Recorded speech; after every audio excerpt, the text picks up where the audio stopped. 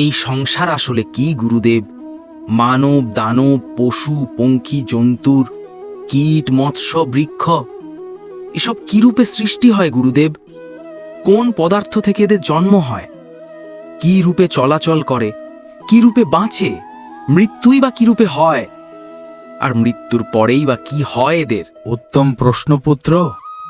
এই প্রশ্ন শুধু তোমার মনে নয়, আরো হাজারো হাজারো মানুষের মনে ঘুরপাক খায়, কিন্তু এটার আসল অর্থ কেউ বুঝতে পারে না।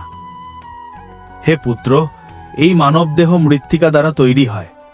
জল তার মধ্যে রক্ত হয়ে প্রবাহিত হয়, অগ্নিদেহকে তাপমাত্রা দেয়, আর দেহের বাকি অংশে আকাশ প্রকট হয়ে আছে। অর্থাৎ ধরিত্রী, বায়ু, জল, অগ্নি আর আকাশ, এই পঞ্চ মহাভূতেই শরীরের নির্মাণ হয়। কিন্তু গুরুদেব, এই মৃত্তিকার দেহ দ্বারাই মানুষ একে অপরের পরিচয় পায়। সব সম্পর্ক এই মৃত্তিকার দেহ থেকেই তৈরি হয়। না পুত্র, যদি এটাই সত্য হতো তবে মৃত্যুর পরে দেহকে নষ্ট করা হয় কেন? বাস্তবে মানুষের পরিচয় দেহের সাথে যুক্ত থাকে, অর্থাৎ সম্পর্কের ভিত্তি তার দেহের সাথে থাকে। মানুষের স্বভাব, তার আচরণ আর তার কার্যই তার পরিচয়।